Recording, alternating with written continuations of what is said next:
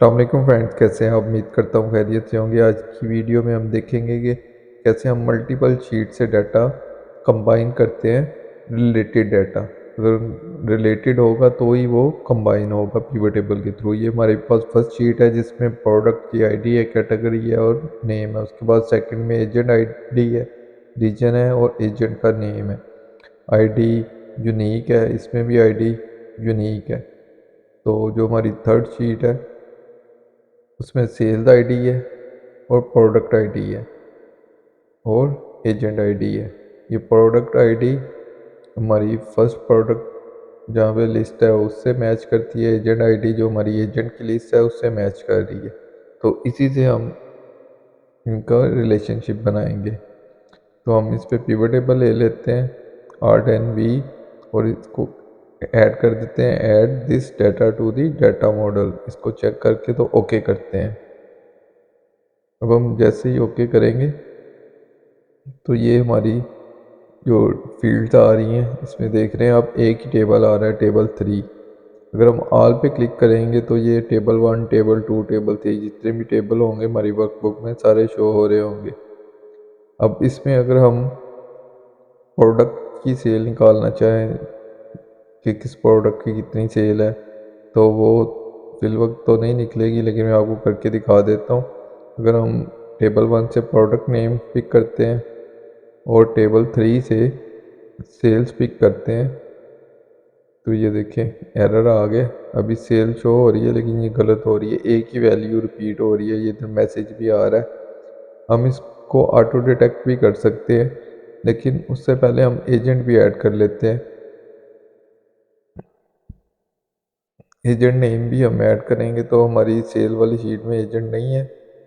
ये देखिए product ID है, एजेंट आईडी है, एजेंट नहीं है। तो एजेंट हम टेबल 2 से पिक करते हैं। ये देखें अभी भी हमारी वैल्यू गलत आ रही है। अब हम इसकी लेआउट चेंज करके टैबलर फॉर्म में कर लेते हैं और लेबल इसके रिपीट कर लेते हैं, लेबल आइटम। ये देखिए हमारा डाटा तो शो हो रहा है लेकिन करेक्ट डाटा नहीं है, एक ही वैल्यू शो हो रही है। अगर हम ऑटो डिटेक्ट पे करेंगे क्लिक तो ये ऑटो डिटेक्ट कर लेगा। अब ये देखिए 2 रिलेशनशिप उसने क्रिएट कर दी हैं। एक उसने प्रोडक्ट आईडी वाला किया है और दूसरा एजेंट आईडी वाला एजेंट के साथ किया है। तो ये डाटा हमारा करेक्ट हो गया है। अब ये देखिए अब ये एग्जैक्ट सेल इसकी शो हो रही है। उसने उसके दरमियान में रिलेशंस खुद ही बना लिए हैं।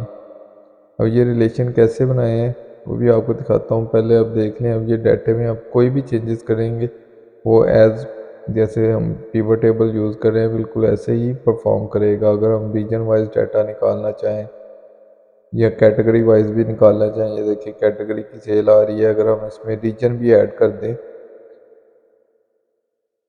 चाहे टेबल 1 से पिक करें, टेबल 2 से पिक करें, टेबल 3 से पिक करें, ये देखिए एजेंट वाइज सेल आ रही है। अगर हम रीजन को रखते हैं तो रीजन की सेल आ रही है। तो मीन्स कि ये कंप्लीट इनके रिलेशनशिप बन गए हैं, डाटा एक कनेक्ट हो गया है एक दूसरे से। अब हम सेल आईडी को भी अगर इधर ड्रैग कर लेते हैं रोज़ में, ये देखें हर आईडी के अगेंस्ट उसकी सेल आ रही है।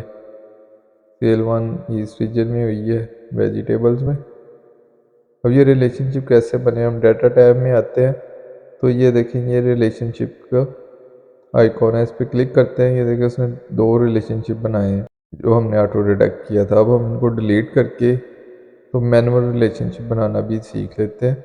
ये देखिए जैसे ही डिलीट किया पहला तो एरर आ गया, सेकंड किया, अब ये दोनों डिलीट किए हैं तो ये वैल्यू सारी चेंज हो गई।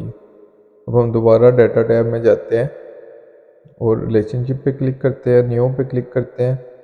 तो फर्स्ट जो हमारी मेन शीट है हमने उसको रखना है अपना फॉरन में रखना है। पहले टेबल सेलेक्ट किया, टेबल 3 था तो सबसे पहले हमारी कस्टमर आईडी है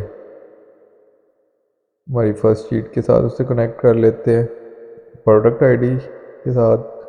और प्रोडक्ट आईडी हमारी शीट 1 में है, यानी कि टेबल 1 में हमने इसको नाम नहीं दिया। तो इधर हम टेबल 1 सेलेक्ट करते हैं तो वो देखें उसका जो कॉलम है रिलेटेड कॉलम ऑटो पिक कर लेगा। ऑटो पिक कर लिया उसने प्रोडक्ट आईडी, ओके करते हैं तो एक रिलेशन बन गया। अभी देखिए अभी वैल्यू कुछ चेंज हुई है। अभी हम दूसरा भी बनाते हैं। टेबल 3 में अब एजेंट आईडी ले ली, इधर से टेबल 2 सेलेक्ट किया तो वो एजेंट आईडी खुद ब खुद पिक कर रहा है। ओके करते हैं, ये देखिए डाटा हमारा करेक्ट हो गया। तो अब इस डाटे में हम कोई भी चेंजेस कर सकते हैं। किसी भी टेबल से हम कोई भी लेबल फील्ड पिक करके तो हम ड्रैग कर सकते हैं अपनी रोज़ कॉलम और फिल्टर में। तो ये थी गाइस आज की वीडियो, उम्मीद करता हूँ आपको अच्छी लगी होगी। मिलते हैं नेक्स्ट वीडियो में नए टॉपिक के साथ, तब तक के लिए अपना ख्याल रखिएगा। अल्लाह हाफिज़।